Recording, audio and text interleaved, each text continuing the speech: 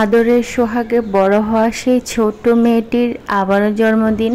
যে মেয়েটিকে আদর সোহাগ করে টেবিলের উপরে ঘুম পাড়াতাম। শুধু কি তাই, সারাটা দিন পহর গুনতে থাকে কবে যে তার জন্মদিন আসবে। এতটা খুশি কি করে যে হয়, জন্মদিন ঘিরে তার সব চাহিদা, সব আশা আকাঙ্ক্ষা ভালোবাসা জুড়ে থাকে। বাচ্চারা মনে হয় এমনই হয়, ছোটবেলা থেকে আমরা জন্মদিন না বুঝলো এখনকার বাচ্চারা জন্মদিনটা যে কি ভালো বুঝে। তবে হ্যাঁ, জন্মদিন পালন করার ব্যাপারটা একেবারে সায় দিতে রাজি নই আমরা।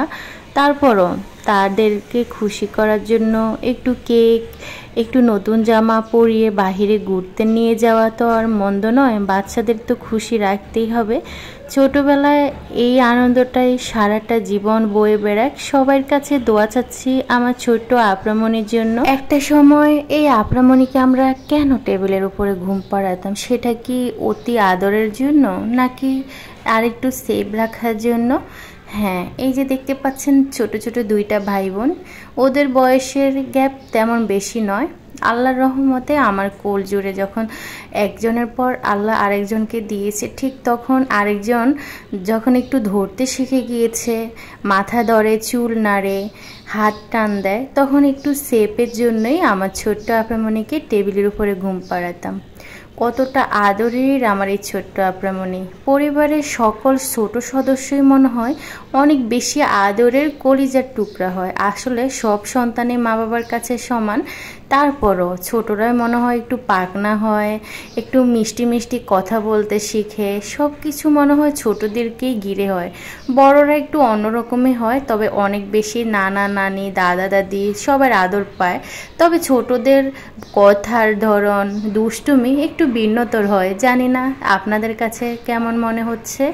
এদিকে তার বাবা তার জন্য দুইটা ড্রেস নিয়ে এসেছে, সাথে কেক, মিষ্টি, চকলেট সব কিছু নিয়ে এসেছে। ও এখন মিষ্টি মুখ করবে।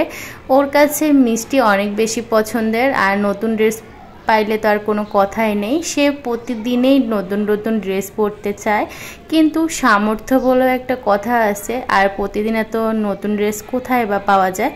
তাই তার বাবা ভাবলো যেহেতু একটু জন্মদিনেই, তাইলে তাকে দুইটা ড্রেস আমরা উপহার দিতেই পারি একটু খুশি রাখার জন্য।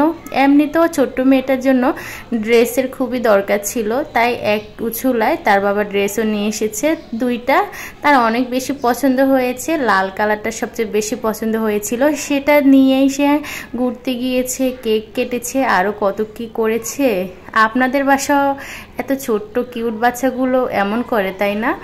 আমার কাছে তো ভালোই লাগে। তবে হ্যাঁ, মাঝে মাঝে না এতটাই বিরক্ত লাগে, মন চায় যে মারতে, কোথায় দূরে চলে যেতে। কিন্তু যখনই ঘুমায় ঠিক তখন আবার মায়ায় লাগে, মনে হয় যেন কি যে বললাম, ওদেরকে আঁকড়ে ধরেই বেঁচে থাকতে ইচ্ছে করে। এই ছোট ছোট খুনসুটিগুলো সারাটা জীবন ধরে অটুট থাকুক, ভালোবাসাময় থাকুক, সবাই দোয়া করবেন। তো এই ড্রেস পরা শেষ, এখন লাল টুকটুকে ড্রেস পরে এখন সে নাকি কেক কাটবে। তার কেকটা কেমন হয়েছে অবশ্যই কমেন্ট করে জানাবেন।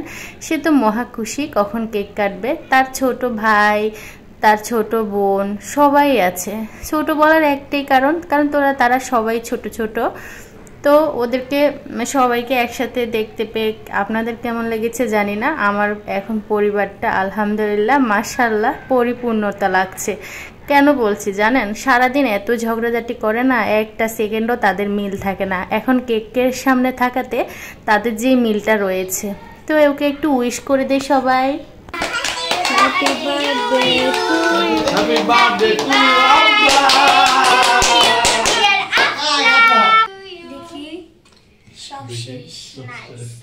টু ইঞ্জিনিয়ারিং করবো না আবার। হ্যাপি যাও, কেক কাটো, আপনাকে খাওয়াও, যাও তোমার শাশুড়িকে ডাকো। যান ভাই, যান ধরো।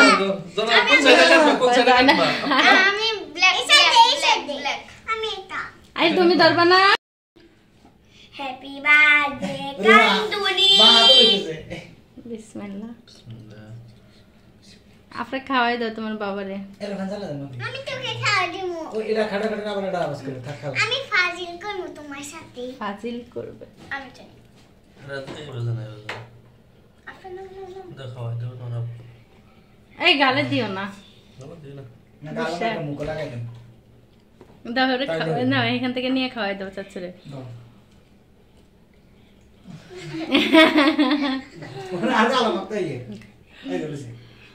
দাও তোমার ভাইয়ারে আর আপুরে খাওয়াই দাও। আজকের দিনের সাথে তার যখন জন্ম নেওয়ার সময়টা কতটা সময় পার হয়ে গিয়েছে আলহামদুলিল্লাহ। তবে হ্যাঁ, যখন সে আমার কোল জুড়ে এসেছিল কতটা কষ্টের বিনিময়ে তাকে আমি আল্লাহর কাছ থেকে মনে হয় যে পেয়েছি, আল্লাহ আমাকে তাকে দিয়েছে। সন্তানের মুখ হয়তো বা দেখলে সকল মা বাবারই অনেক বেশি আনন্দ লাগে, ভালো লাগা কাজ করে। তবে সেই সন্তানটা যখন পৃথিবীতে আসার আগে তার জন্য কতটা কষ্ট করতে হয়, কতটা ধৈর্য ধরতে হয় সেটা একটা মায়ে ভালো জানে। এখানে কেক নিয়ে তারা একদম পাড়াপাড়ি করতেছে, কেউ গালে লাগাচ্ছে, কেউ খাচ্ছে, এভাবেই কেটে গিয়েছিল। তারপর আমরা ওদেরকে নিয়ে আবার একটু বের হয়েছিলাম, আর এখানে এসে তারা অনেক বেশি খুশি, কারণ এতটা বেশি বাতাস ছিল, খুবই ভালো লেগেছে। নদীর পাড়ে এসেছিলাম, আর এই যে তার বাবা তাকে চকলেট গিফট করেছে, তারপর হচ্ছে তার সাথে অনেকটা সময় কাটিয়েছে। এটাই তারা চেয়েছিল, তার বাবাকে একটা দিন তার কাছে পাবে। এভাবেই একটা জন্মদিন পালন